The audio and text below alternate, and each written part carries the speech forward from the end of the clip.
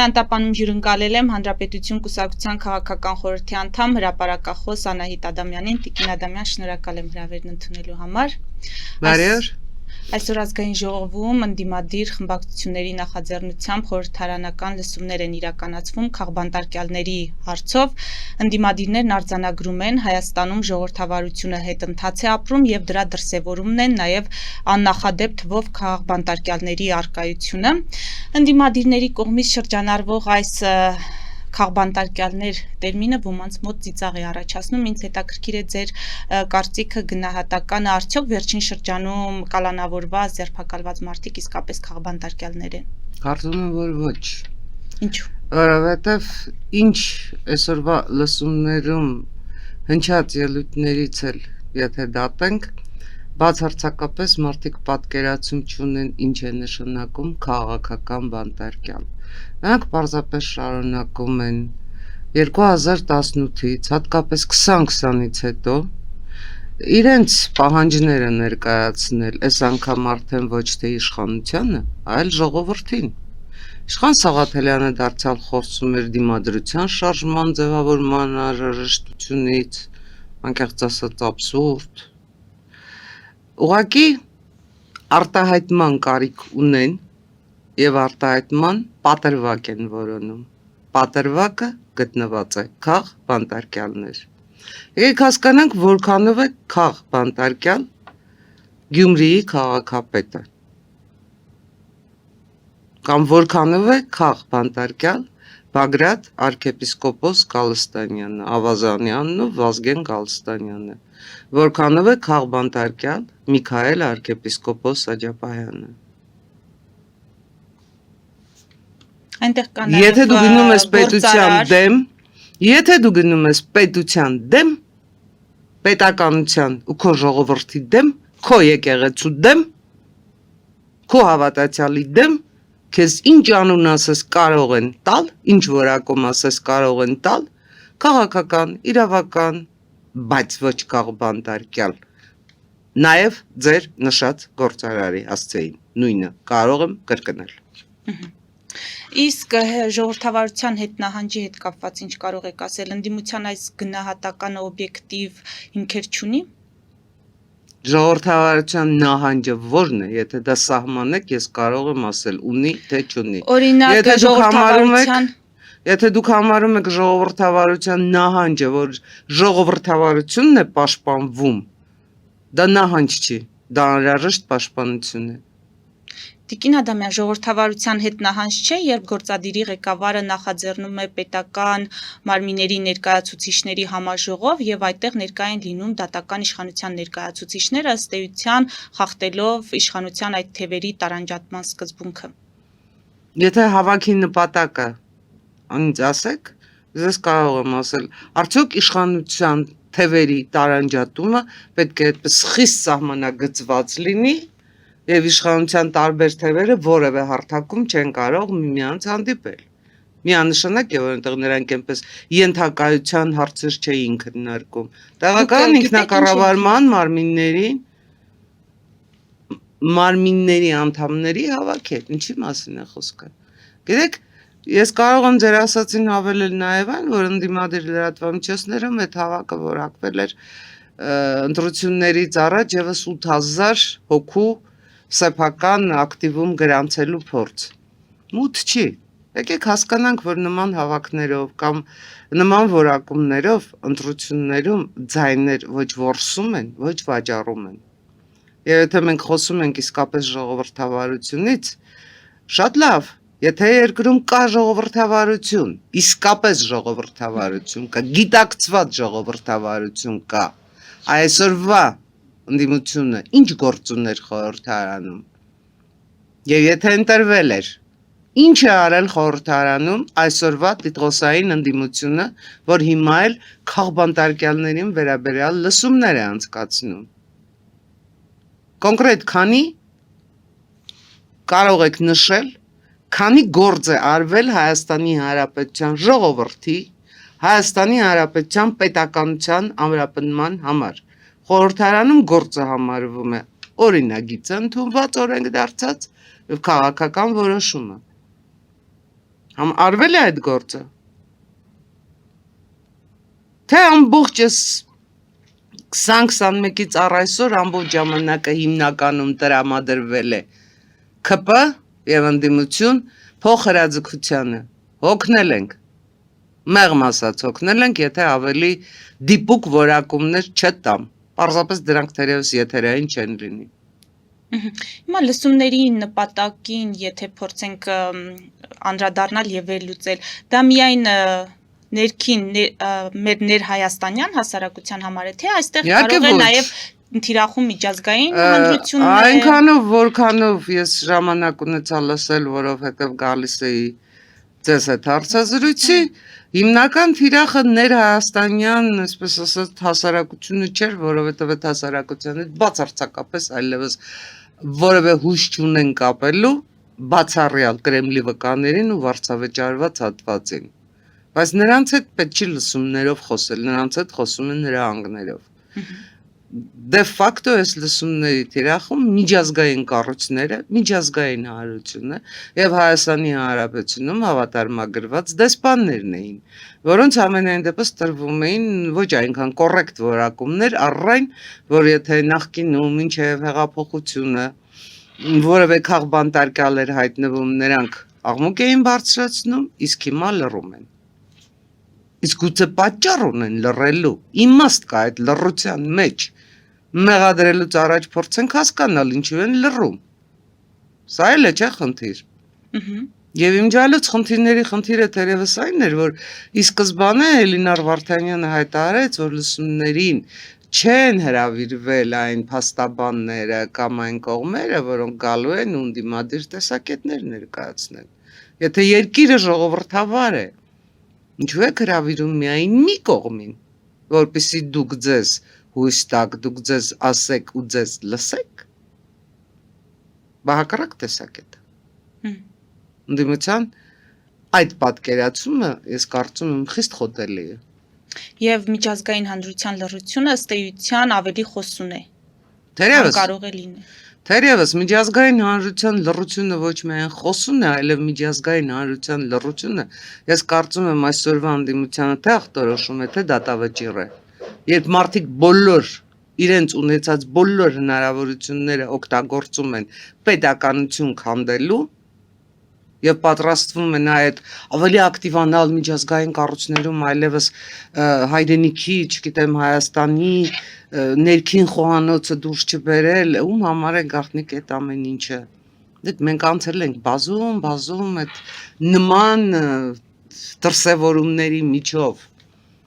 Ում համար է այդ ամեն ինչը գաղտնիք միջազգային կառույցներում ձեր հայտարարություններն էլ են մնալու ձայն բարբառով հանապատի, որովհետև միջազգային կառույցներում էլ գիտեն ձեր գինը եւ ձեր արժեքը եւ ձեր նպատակը։ Ես չեմ բացառում, որ այո, տարբեր երկրներում հնարավոր է, իդեպ իրենք էլ դա չէին բացառում, մասնավորապես Արմեն Աշոտյանի ելույթում դա շատ հստակ ընդգծվում էր, որ տարբեր երկրներում կան տարբեր տեսակետներ ունեցողներ, մենք պետք է գտնենք այդ մարդկանց, նրանց հետ հարաբերվենք, այսինքն ինչ։ Իմաստը։ Լավ, ինչքան կարելի է Հայաստանի Հանրապետություն վարկաբեկել։ Իմաստը։ Տիկին Ադամյան, հայաստանյան քաղաքասարակության ներկայացուցիչները թվով 5 հոգի գտնվում էին Բաքվում փոխադարձ այցելության շրջանակներում եւ նրանք բերել են Ալիևի ուղերձարայն, որ պատերազմն ավարտված է, տարածքային պահանջներ չունեն, ուզում են Հայաստանի հետ կառուցել համապարփակ եւ երկարատև խաղաղություն։ Հիմա չեն հավատում այս ուղերձի անկեղծությանը, ազնվությանը, ասում են ինչպես կարող է Ալիևը խոսել խաղաղությունից, եթե մեր գերիները հերիք չի ազատ արձակված չեն, ավելի նրանց համար դատախազը պահանջել է որպես պատժաչափ 16 տարուց մինչև ցմահ ազատազրկում, կան ավելի արմատական դիրքորոշում արտահայտողներ, որ Ադրբեջանում Բաքվում չկա քաղաքասարակություն եւ մեր ներկայացուցիչները առհասարակ պետք է հրաժարվեին այդպիսի ֆորմատով շփումներից։ Դուք ինչ կարող եք ընդհանուր առմամբ ասել այս թեմայի հետ կապված, եթե հաշվի առնենք նաև Ալիևի դրանից առաջ արված հայտարարությունները, Սևաններ անվանել Գյոչա, նաև համապատասխան հանձնարարություններ իջեցրել իրենց գիտնականներին այսպես կոչված։ Կա շատ բաց ճշմարտություն, մենք ուզում ենք խաղաղություն, թե չենք ուզում։ Մենք ուզում ենք, Մենք ուզում Ադրբեջանը ենք խաղաղություն։ Ադրբեջանին պետք է խաղաղություն, թե պետք չի խաղաղություն։ Միանշանակ պետք է։ Հիմա գիտեք տեսակետների տարբերությունը որն է։ Կարծում եմ նաև ձեզ համար է ակնհայտ, որ Հայաստանի Հանրապետությունը ոչ միայն ձեզ համար, բոլորի համար է ակնհայտ, որ Հայաստանի Հանրապետության խնդիրը չէ եւ Հայաստանի Հանրապետության քաղաքասարակության խնդիրը չէ Ադրբեջանում ստեղծել adekvat քաղաքասարակություն։ Եթե մենք հրաժարվում ենք նրանց քաղաքասարակության, որքան էլ այդ քաղաքասարակությունը այստեղ կարող է լինել պայմանական, եթե մենք հրաժարվում ենք նրանց քաղաքասարակության ներկայացուցիչների հետ հանդիպել, ինչ է փոխվում դրանից, ինչ ենք մենք դրանից շահում։ Պարզ խնդիր։ Որևէ օգտակար գործողության գործակից մենք այդտեղ ունենք։ Կարծում եմ ակնհայտ է, որ ոչ, չունենք։ Մեզ պետք են շփումներ։ Ոչ միայն դիվանագետների, ոչ միայն քաղաքասարակության, ոչ միայն ոլորտային մասնագետների, պարզապես Հայաստան, Ադրբեջան, անվստահության, թշնամանքի, այո չարացածության, այո վրեժխնդրության, այո ցավի, շատ խոր ցավի, դեռ անփարատ եւ երկար ժամանակ անփարատ ցավի,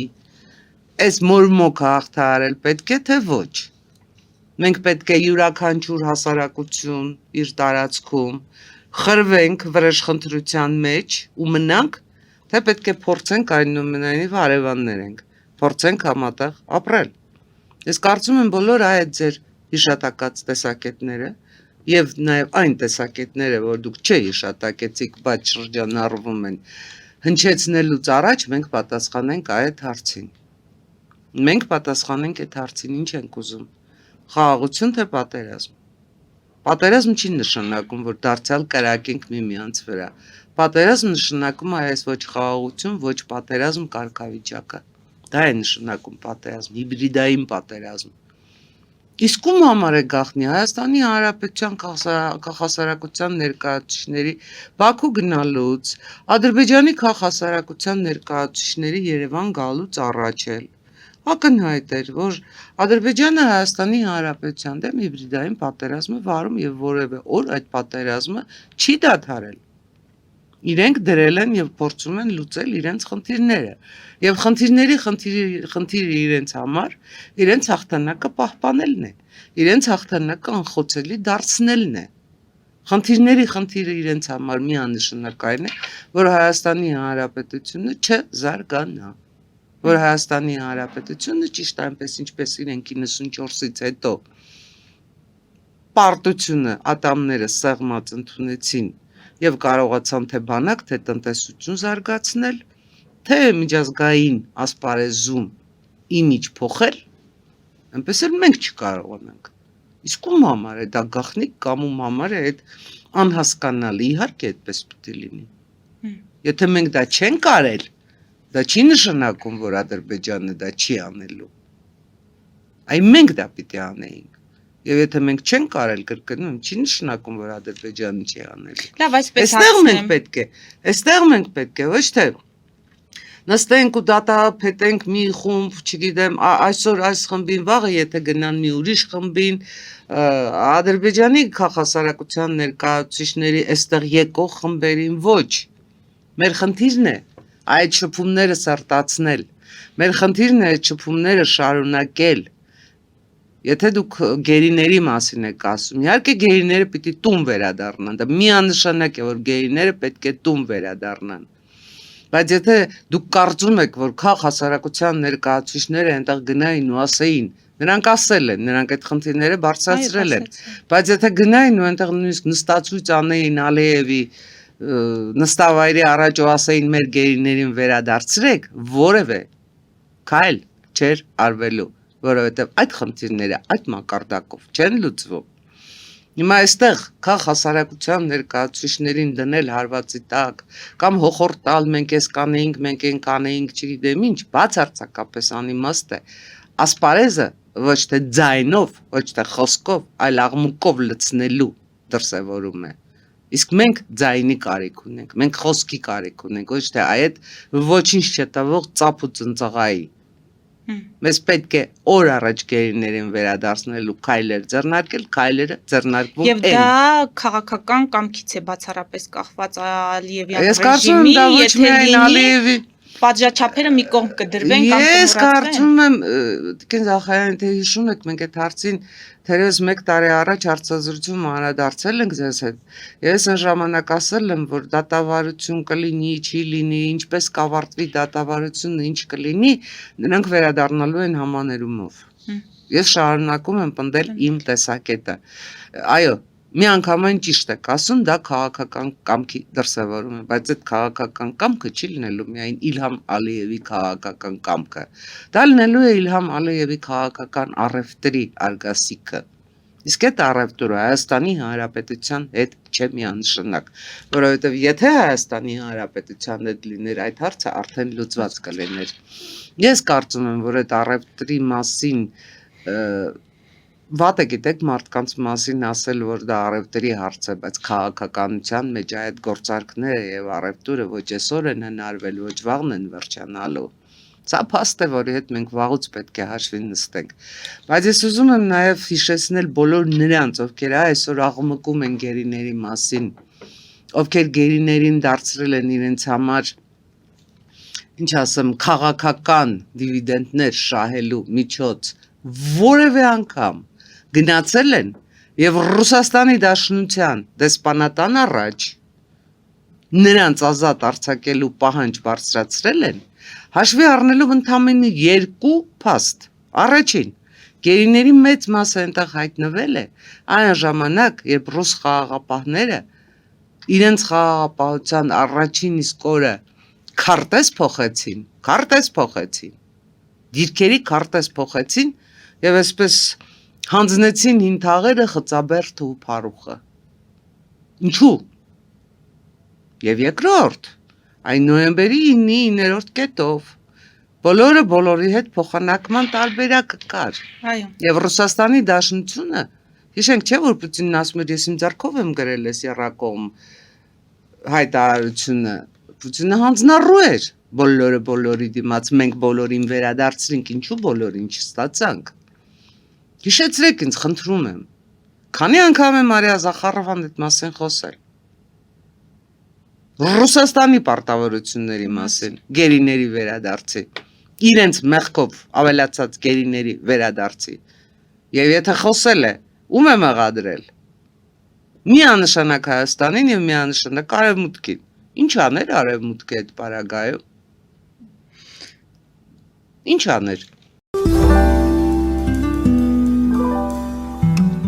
Ֆելիչե ժամանակակից ատամնաբուժական կլինիկա։ Այստեղ հարմարավետությունն ու խնամքն առաջնային են։ Այստեղ կիրառվում են ատամնաբուժական ամենաժամանակակից տեխնոլոգիաներ, ճշգրիտ ախտորոշում, արդյունավետ բուժում, նուրբ փորձառություն եւ անհատական մոտեցում։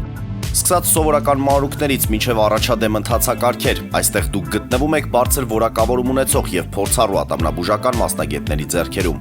Մեր բարեկամական եւ հյուրընկալ անձնակազմն այստեղ է յուրաքանչյուր այցը հաճելի դարձնելու համար։ Ֆելիչե, ձեր առողջ եւ ամենաերջանիկ շպիտը սկսվում է այստեղից։ Եկեք եւ բացահայտեք նորարարության փորձագիտության եւ կարեկցանքի կատարյալ համադրությունը։ Վաճառվում է գերմանական հնաոճ դաշնամուր 1892 թվականի արտադրության ֆոն Մուրբախ, գտնվում է գերազանց վիճակում, կինը 15000 ԱՄՆ դոլար, հեռախոսահամար 094 115 310։ Երևան շիփինգ, սենսացիա ստեղ, հա։ Այո, ճիշտ եք եկել։ Սանդրոցներ Երևան ուղարկելը $2.99 օթանավով։ Այո։ Իսկ եթե դոլար ուղարկես, դոլար ստանան։ Այո։ Իսկ որ տանեն տուն հասցնեն, էլի մի տոկոս, հա։ 2%։ Երասա ծրի է, էլի։ Ժողովուրդ սենսացիա, ծրի է։ Նորթ Հոլիվուդ Գլենդել։ Ջաքփաթ հագուստի խանութը երկրորդ մասնաճյուղն է բացել Գլենդելի սրտում, որտեղ կարող եք ձեռք բերել եվրոպական եւ ամերիկյան ընտիր հագուստեղեն, կոշկեղեն, աքսեսուարներ, պայուսակներ ամենահարմար արժեքներով։ Նաև կարող եք ցանկացած ապրանք պատվիրել եւ ձեռք բերել կարճ ժամանակում։ Ջաքփաթի Գլենդելի հասցեն է 1135 North Pacific Avenue Հեռախոս 818 813 2252 Ջակփաթ հագուստի լավագույն կենտրոնը Գլենդելում 60-ից ավելի ճանաչված եվրոպական բրենդների ինքնատիպ, չկրկնվող եւ մատչելի ընտրանին Fortuna Home and Country House խանութ սրահում։ Նորաոճ սպասք եւ կահույք հորեկա բնագավառի համար, տեքստիլ տնտեսական ապրանքներ, ամեն ինչ գեղեցիկ կյանքի համար։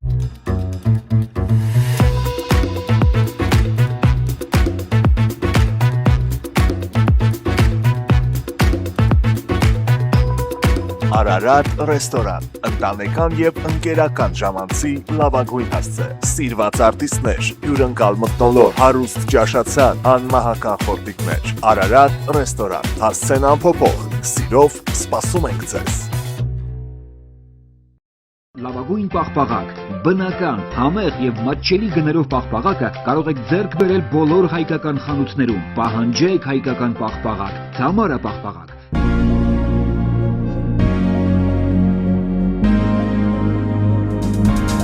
Տպագրեք ձեր գիրքը Նոյան տապան տպագրատանը, ինչպես նաև թերթեր, ամսագրեր, բուկլետներ եւ այլն։ Հասցեն քաղաք Երևան, Իսահակյան 28 առաջին հարկ։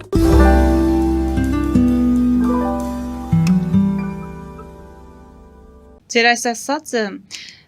ինձ հիշեցրեց եւս մեկ այդպիսի տխուր երևույթ։ Իդեպ ես կներեք ընդհատեմ ձեզ։ Իդեպ եթե գերիները այնուամենայնիվ վերադարձել են հենց այդ արևմուտքի շնորհիվ, նաև Վրաստանի շնորհիվ, եթե հիշենք վերադարձած գերիների փոքրիկ խմբերի, հենց այդ արևմուտքն է վերադարձել գերիներին, իսկ Ռուսաստանի համար այդ գերիները շարունակում են մնալ պատանդ եւ Ռուսաստանը Ադրբեջանին ասում է պահիր քո պատանդներին, քանի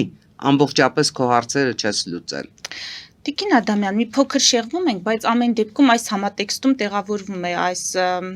ասածս։ Երեք Մակրոնի հայտարարությունն եմ տեղադրել էջում, որտեղ Մակրոնն ասում է ոչ ոք չի կարող ուկրաինացիների անունից խոսել այն մասին, թե ինչ տարածքային զիջումների են նրանք պատրաստ գնալ։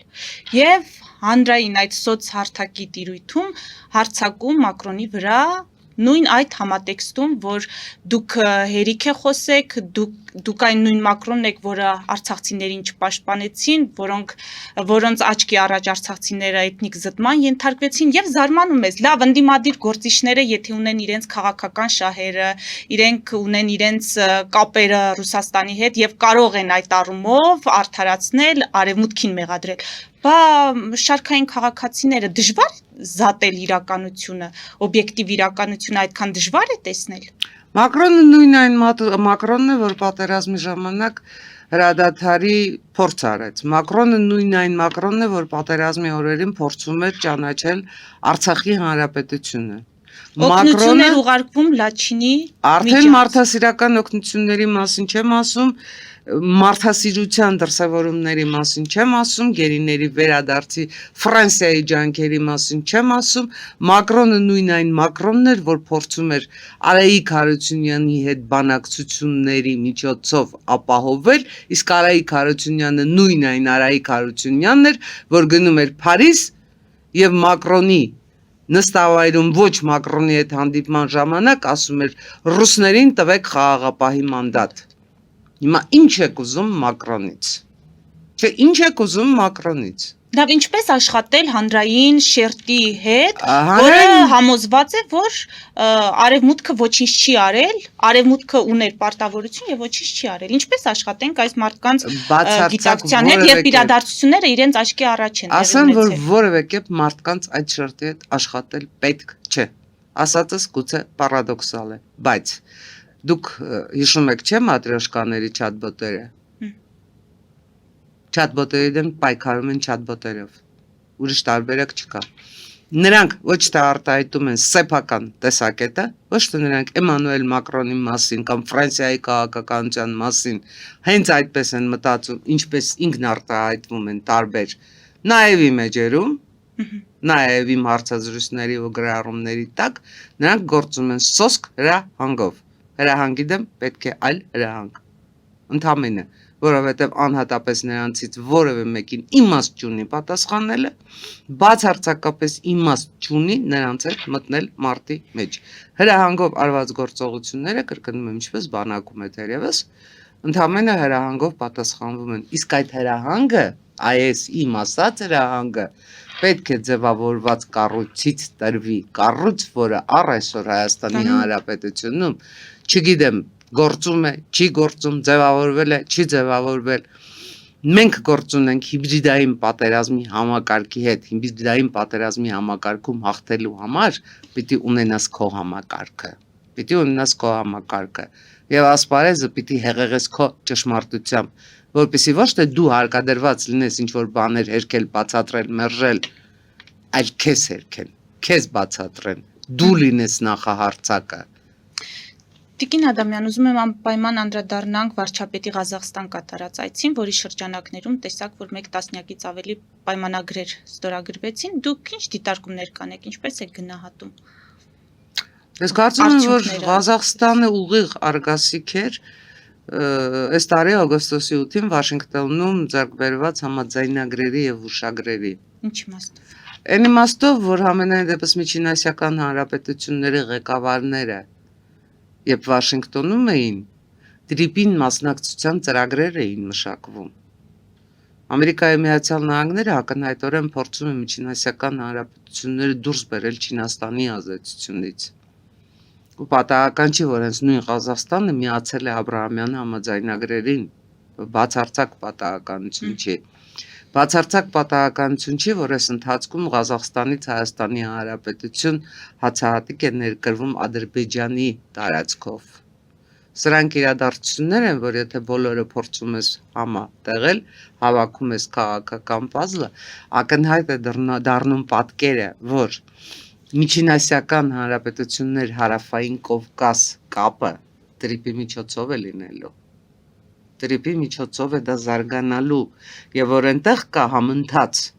շարժում եւ այստեղից կա համընթաց շարժում իսկ այդ շարժման տրիգերը Վաշինգտոնյան հուշագրերն են, Վաշինգտոնյան համաձայնագրերն են, դա է կարևորը, գլխավորը եւ վերջին հաշվով Ղազախստանը բավականին մեծ, հարուստ եւ չէ ասի համենայն դեպս եվրոպական չափանիշներով տնտեսապես զարգացած երկիր է, բայց վիթխարի ներուժ ունեցող երկիր է։ Եվ ոնց ուզում եք վերցրեք միջինասիական հանրապետությունների մեջ թերևս գլխավոր երկիրն է, թե տարածքով, թե բնակչության թվով, թե տնտեսության վիճակով։ Բայց որ Ղազախստանի հետ համագործակցության զարգացումը Հայաստանի Հանրապետության համար կրկնում եմ տրիպի շրջանակում շատ լավ հեռանկարներ ունի։ Տիկին Ադամյան, վերադառնալով ամեն դեպքում այդ պետական մարմինների ներկայացուցիչների հետ ունեցած համաժողովին, Փաշինյանը ելույթ է ունեցել, ասել է, որ սկզբունքային եմ համարում մեր ներքին լեգիտիմության ամրապնդումը, որը պետք է արտահայտվի նոր սահմանադրության ընդունմամբ։ Նաև պնդումներ կան, որ հոգևորականության հետ այս առճակատումը հեռահար նպատակ ունի Նիկոլ Փաշինյանը, նպատակն այն է, որ այդ հնարավոր փոփոխություններում եկեղեցու դերի վերանայում լինի։ Ինչ կարող եք ասել եւ սահմանադրության փոփոխության հետ կապված եւ այդ տարբերակի կամ այդ կարծիքի հետ կապված։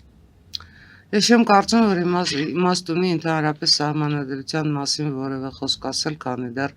մենք չունենք սահմանադրության փոփոխությունների տեքստը։ Եթե տեքստը եղավ եւ տեքստում ձեր ասած փոփոխությունները եղան, այդ դեպքում հնարավոր է։ Երեք գործում է վարչապետին առընթեր սահմանադրական փոփոխությունների խորհուրդը եւ որքան հիշում եմ խորհրդի նիստերը բաց են։ Այսինքն ցանկացած մեկը կարող է հետևել այդ նիստի ընթացքին եւ իր պատկերացումը կազմել։ Նման համենայն դեպս այնքանով որքանով ես եմ հետևել, ձեր նշած հարցերը ընդհանրապես չեն քննարկվել։ Իսկ քանի դեռ այդ հարցերը չեն քննարկվել, եկեք Կոսիմայի կանխավարկածով չգնանք, որ կարող է այսպիսի բան լինի, դա լավ է կամ դա լավ չէ։ Ես կարծում եմ, որ այստեղ խնդիրը ընդհանրապես չի վերաբերում եկեղեցու կարգավիճակի հայ առաքելական եկեղեցու կարգավիճակի փոփոխության սահմանադրության մեջ որևէ մեկի համար գաղտնիք չի, որ հայ առաքելական եկեղեցի իշխանության հայ առաքելական եկեղեցու վերնախավի եւ իշխանության այս կոնֆլիկտը անձերի հետ կապված խնդիր չէ։ Տարբեր անձանց վարկաբեկումների հետ կապված խնդիր չէ, բացարձակապես։ Տեսեք, երբ հայ առաքելական եկեղեցին իր վերնախավով սառեցված եւ տաքացած եպիսկոպոսներով ներգրավում է պետականության դեմ պայքարում, ձեզ մոտ ասոցիացիաներ չեն առաջանում, թե ինչ է եղել այլ երկրներում։ Օրինակ Ռուսաստանի Դաշնությունը ինչու պատերազմ սկսեց Ուկրաինայի դեմ։ Արդյոք խնդիրն էր, որ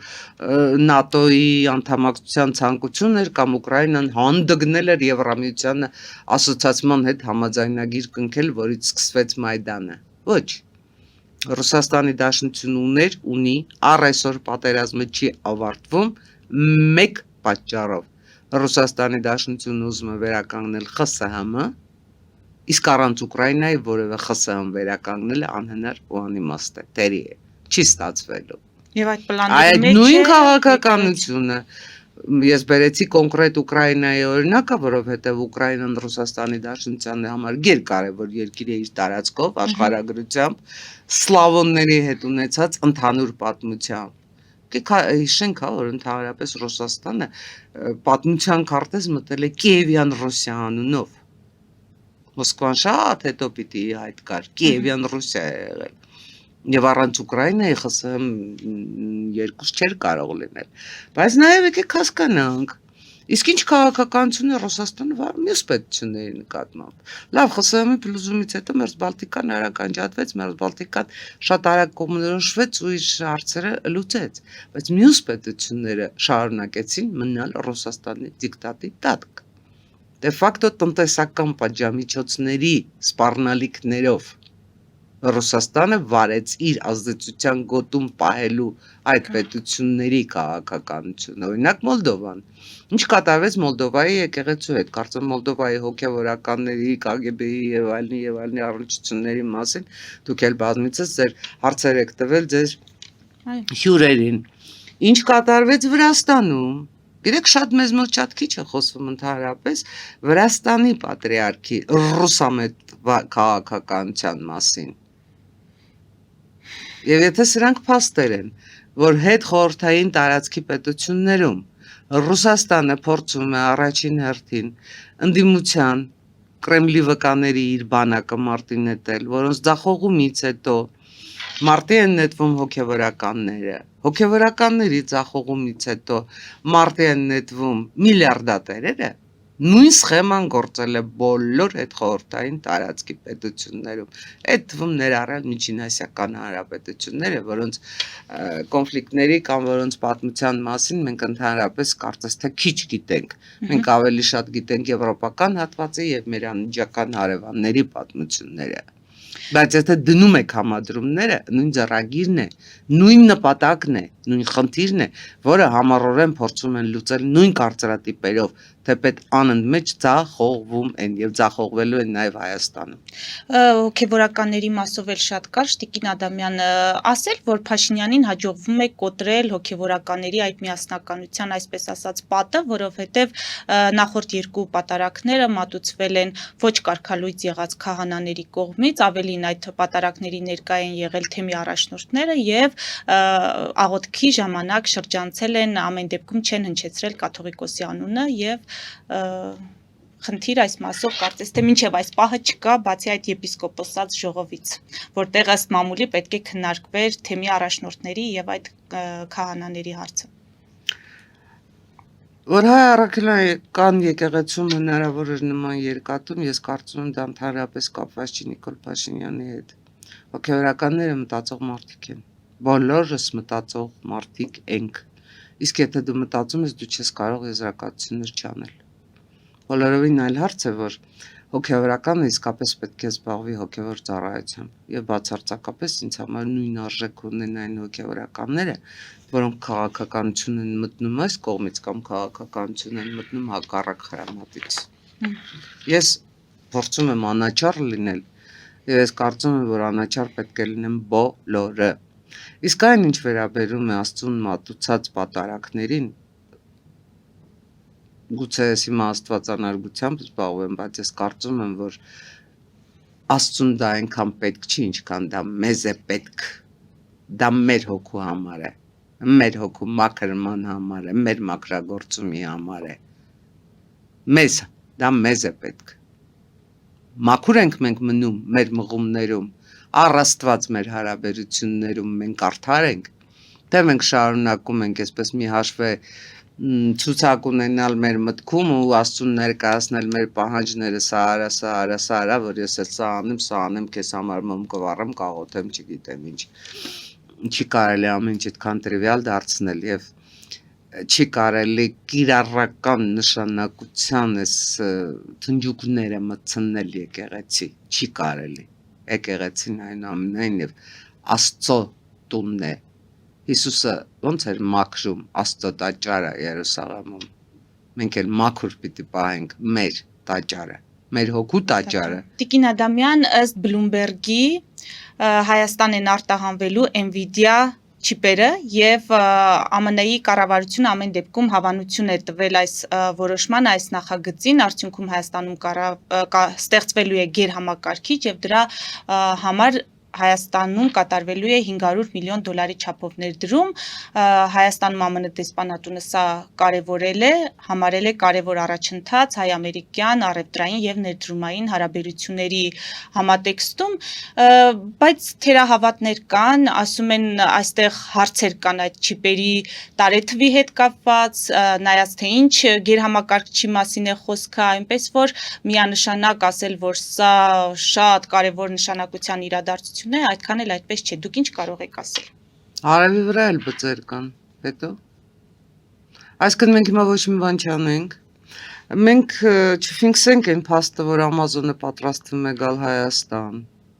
Մենք չֆիքսենք այն փաստը, որ թվային տեխնոլոգիաների այնուամենայնիվ վիթխարի առաջընթաց կա Հայաստանում։ Մենք չարձանագրենք Արարատյան դաշտ մեր կուսակցության ներկայացրած ծրագրի հնարավորությունները, որով Հայաստանի Հանրապետությունը կարող է դառնալ արհեստական բանականության տվյալների հավաքագրման կենտրոն եւ կապել արաբական աշխարհը ու Եվրոպան, վիթխարի ներդրումներու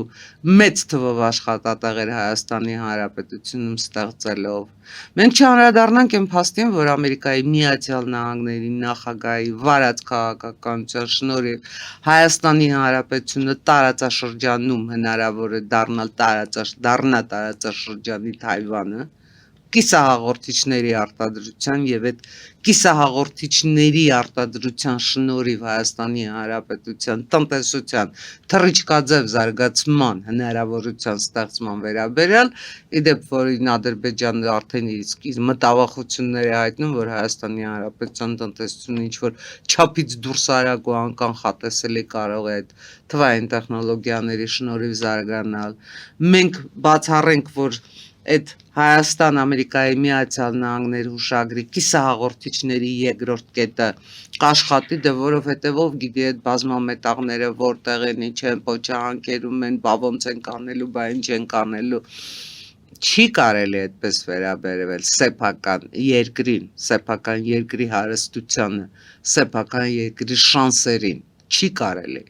Եկեք, ես առանձնապես ոչ լավատես եմ, ոչ հոռետես եմ, ես իրատես եմ, բայց ես իմ իրատեսության հիմքում դնում եմ տրամաբանությունը, որ ամեն ինչ պետք է զարգանա, ոչ թե պետք է նստենք ու բողոքենք, այս ինչ են անում, սխալ են անում, սխալի վրա են անում, այլ տեսնելով, եթե նույնիսկ սխալ է արվում, ասենք այդ սխալը ոնց պիտի շտկվի ու մեր հանդիպակաց առաջարկը անենք։ Այ Հանրապետություն կուսակցությունը անվերջ այդ առաջարկներն է անում, թե թվային տեխնոլոգիաների զարգացման, թե կիսահաղորդիչների, թե այ հենց ձեր նշած օրինակի Nvidia-ի Հայաստանի Հանրապետություն գալը վիթխարի իրադարձություն է, որի նշանակությունը մենք կարծես թե ոչ բացատրում ենք, ոչ հասկանում ենք, ոչ էլ գնահատում ենք։ Եթե ձեր առաջ դրախտ մտնելու հնարավորություն է տրվում, բայց դու պիտի դեռ դրախտի դուռը կառուցես, կողպեկ դնես, հետո սովորես այդ կողպեկը բացել, փակել։ Դու ինչ կանես, կասես դե լավ է, ով հավես ունի այդ դուռը դնելու, Թե կհասկանաս, որ այդ դուռը դնում ես ու այդ դուռը բացում ես ու հայտնվում ես դրախտում։ Որն է նախընտրելի։ Դրախտի դռան առաջ նստած դժոխքի մասին բարբաջել, թե այնուամենայնիվ դուռը կողպեքը բացել, փակելը, բանալին որոնել։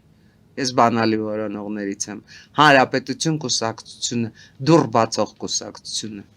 Շնորհակալ եմ։ Ես եմ շնորհակալ։ Մեծ դիտողներին հիշեցնեմ, որ զրուցում էի Հանրապետություն կուսակցության քաղաքական խորհրդի անդամ հրապարակախոս Անահիտ Ադամյանի հետ։ Մեր ուղիղ եթերները կարող եք դիտել Patreon-ում, նաև այդ հարթակում աջակցել մեզ էկրանին երևացող QR կոդով։